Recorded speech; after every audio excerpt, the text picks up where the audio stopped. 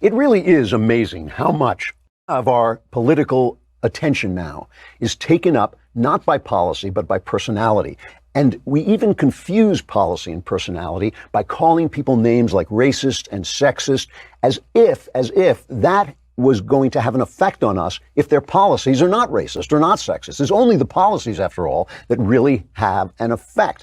So it's just amazing to me how often we get sucked into deciding things on whether we like people or not. I mean, the midterms were almost entirely decided. Everything was going great. The economy was going great. We weren't getting into wars. Trump was doing a good job, but he was Trump, and people don't like him, especially women don't like him. Rich, fancy, even Republicans in suburbs don't like Donald Trump. He embarrasses them. And so that was in a lot of ways, a completely personality-driven election, which is crazy, but it gives the media a lot of power because the media has a lot of power to portray personality as they see fit. So right now, we've got this incredibly weird back and forth going on about the State of the Union. It started out with Nancy Pelosi said, while the government is shut down, we can't have the State of the Union in the House where it usually is because we can't protect you. And then the Secret Service said, we can protect them. And she said, well, I don't care because it's about politics. And if the government shut down, you can't come. Then Trump said, well, I'll move the State of the Union somewhere else because he could give it anywhere. And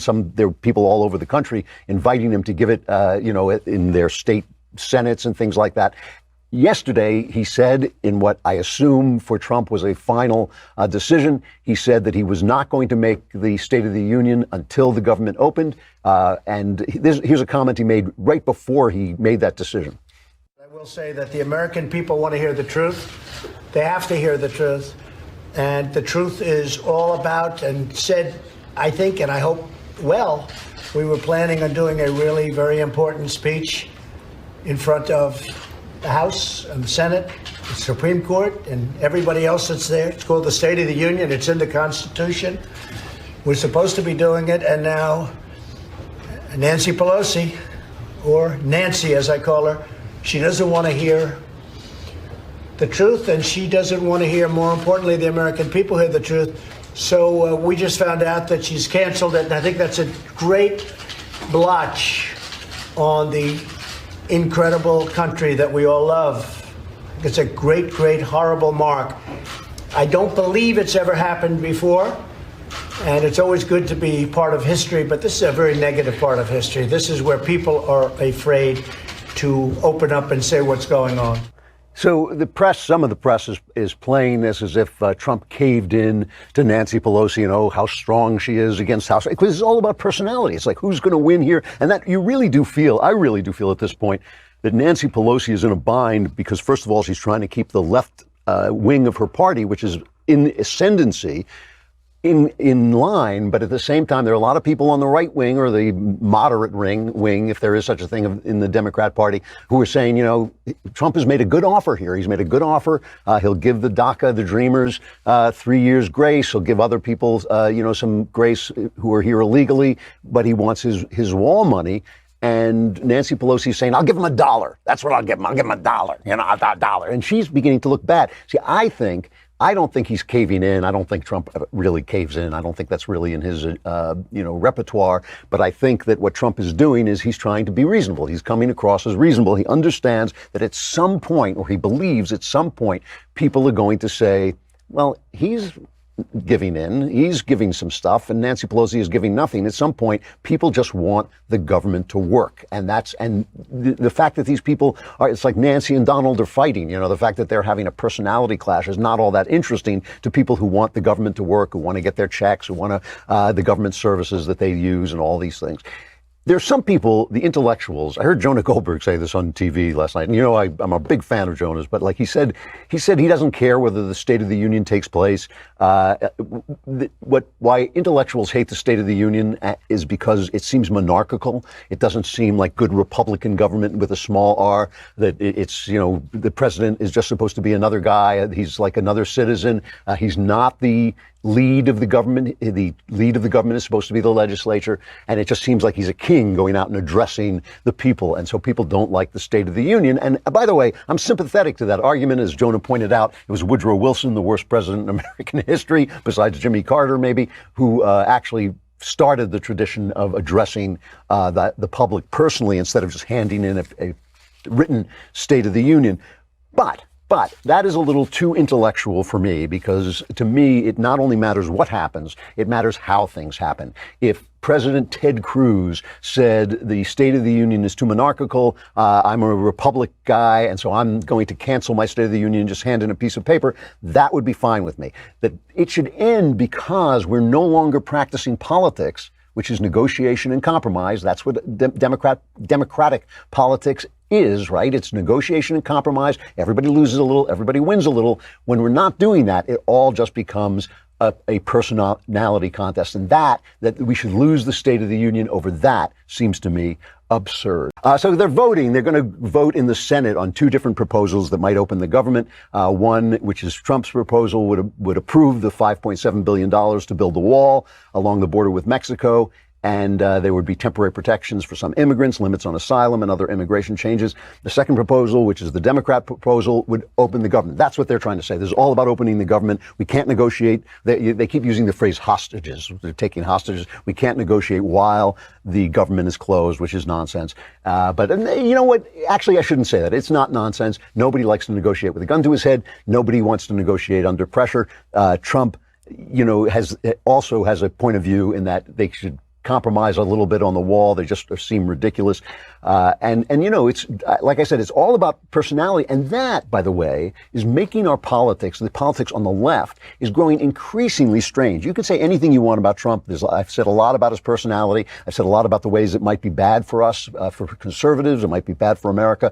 But what's happening on the left with personality politics is truly, truly weird. I mean, you've got like Beto O'Rourke going around the country kind of, keeping this like drifty little dreamy diary that he's talking about. He's sending out on Instagram. He's sending out his dental work, he's having his teeth cleaned in public. And you say, like, what the hell has this got to do with the traditions and laws and policies of America? But they're all doing it. I mean, Pocahontas, Elizabeth Warren, she's having a beer, she's drinking a Michelob, and you think like, yeah, but you're still kind of a socialist. I mean, what's that got to do with anything? Kamala Harris, I mean, this one really gets me. Kamala Harris, she's got some real trouble in her past, and she's the one, she did her mood mix. It was a mood mix, But, Kamala Harris had an affair with Willie Brown, who was mayor of San Francisco. He was Speaker of the California Assembly. He was a big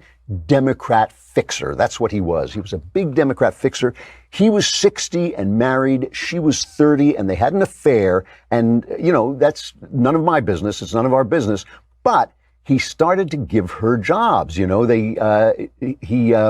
According to contemporary news accounts, Brown gave his then girlfriend, Kamala, 2 government jobs with ample salaries while she was just getting her start as an assistant DA. The San Francisco Weekly reported, this is from the Washington Examiner, the San Francisco Weekly reported in 2003, aside from handing her an expensive BMW, Brown appointed Kamala Harris to 2 patronage positions in state government that paid handsomely, more than $400,000 over 5 years. This is in 1994, so that was a lot more money. She took a 6-month leave of absence from her Alameda County job to join the Unemployment Insurance Appeals Board, and Brown then appointed her to the California Medical Assistance Commission, where she served until 1998, attending 2 meetings a month for a $99,000 annual salary, which again is a lot more today. So she's putting out her mood mix. Kirsten Gillibrand, an Albany hack who has changed her positions on everything. She's going on Stephen Colbert and he's holding her hand and how stupid are Democrats? It's a good question. How stupid do Democrats think their voters are, that you're going to fall for this and not sit and think like, well, wait a minute, what do you believe? What laws are you going to pass? What effect will those laws have? That is why Alexandria Occasional Cortex is such an amazing phenomenon, because she is kind of cute and she is appealing and she is adorable and she's an ignoramus. And when I say that, I don't mean she's stupid. What I mean is she knows nothing. I played at the opening of the week, I played part of her interview, her discussion with Ta-Nehisi Coates, the author, and how ridiculous her philosophy was. I left out this, which is the epitome of personality politics. She's talking, it's Martin Luther King Day, and she's talking about the fact, one of the problems millennials have is that things are great. This is one of the problems they have. Things are great. So what can they do that will give them a mission in life and a meaning in life, especially if they don't know enough to believe in God? So if they don't know enough to do that, they're stuck with this, with a lack of heroism that does descend on free countries, a lack of opportunities for heroism. Here is Alexandria Occasional Cortex trying to give them a sense of the heroic where there is none. I think that the part of it that is generational is that millennials and people and Gen Z and all these folks that come after us are looking up, and we're like, the world is going to end in 12 years if we don't address climate change. And your biggest issue is your biggest issue is how are we going to pay for it? And like, this is the war. This is our World War II. And I think for younger people, we're looking at this and we're like, how are we saying let's take it easy when 3,000 Americans died last year? How are we saying let's take it easy when the nth person has just died from our cruel and unjust criminal justice system? How are we saying take it easy when the America that we're living in today is so dystopian, with people sleeping in their cars so that they can work a second job without health care? And we're told to settle down.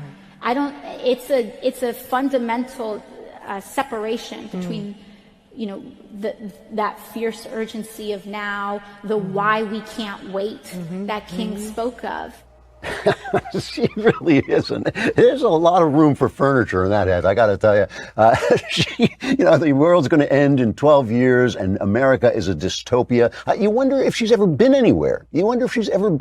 I mean, I remember traveling in Kenya, going through Nairobi and looking at the slums there and thinking, oh, I get it. There are no poor people in America. We don't do poverty. This is poverty, She's a person who has no experience, no knowledge, but it's all personality. And that is why charges like racism and sexism and homophobia, I was talking yesterday about what the Christian philosophy, this traditional Christian philosophy toward homosexuality is. You can debate that endlessly. I have debated it here on that show with people who disagreed with me, but they don't debate it. They just call you a name because it's all about personality. If they can depict you as hateful, if they can depict you as awful, then somehow that makes you unable to serve. And you have people saying these things, Trump's personality, it really is too far over the top. To me, he's doing a good job, and his personality is annoying, and sometimes his personality does affect the way he does the job.